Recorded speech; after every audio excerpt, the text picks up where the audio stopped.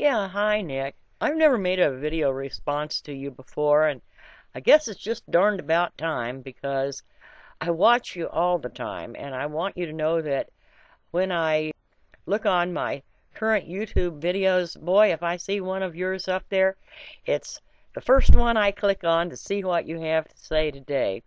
That's one thing I do have to thank Gary for. If it hadn't been for him, I would have never known about the modern mystic. And I want you to know how much I have enjoyed your series, especially the ones on the economy. I guess you know by now I have a pretty different view on the economy than a lot of people do. I think that the work week needs to be cut.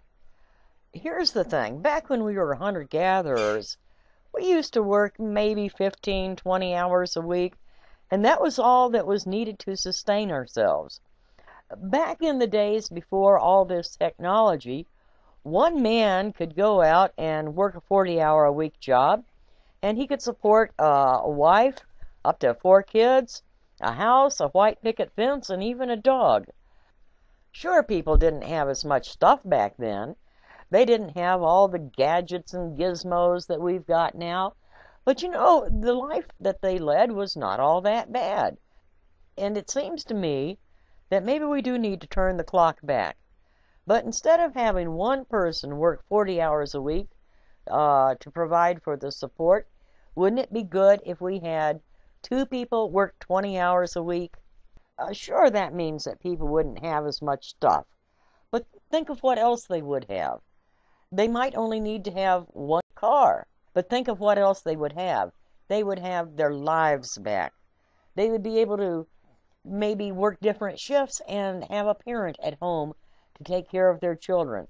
They'd be able to help their kids with their homework. They might be able to have a garden. They might be able to visit with friends. They might be able to do all kinds of things with their lives except have that life under the control at the beck and command of somebody other than themselves.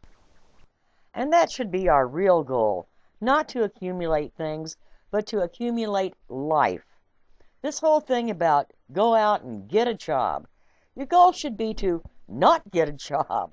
Your goal should be to have control of your own life and do what you want to do.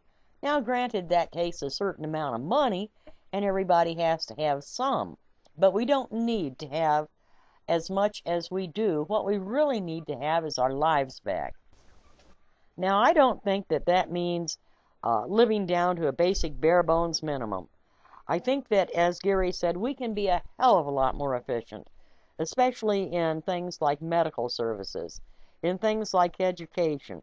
We can do a heck of a lot better with what we've already got to distribute the services that we really do need as a society. As far as the other things go, give them up. They're not worth it. It's not worth having 2 cars when you need one. It's not worth having cable TV when over-the-air TV was actually pretty darn good. It's not worth spending your life on video games and things of that nature at the sacrifice of real relationships. So I'm kind of looking forward to people having less if it means that they get more of their own life back under their own control to have interaction with family and their world and community. We've lost so much, and I think we can regain it. So I'm going to come out as a strong advocate of work less, even if it means you have less, and live more. Now, I know this is not going to sit well with a lot of people because they just can't conceive of not spending massive amounts of their life under the thumb of a taskmaster telling them what to do. That's really a shame. The goal shouldn't be to get a job. The goal should be to get a job that gives you your necessities without taking your life. And, you know, it's going to be quite an adjustment for people.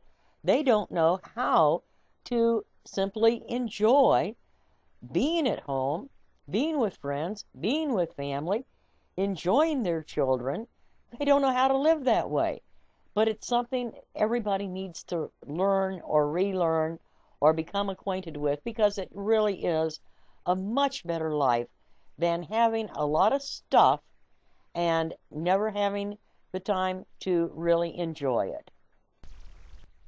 I think a lot of the problem comes from the fact that a lot of people just don't understand that true human happiness comes not from what you have, but from who you love and from the time that you spend with the people that you love.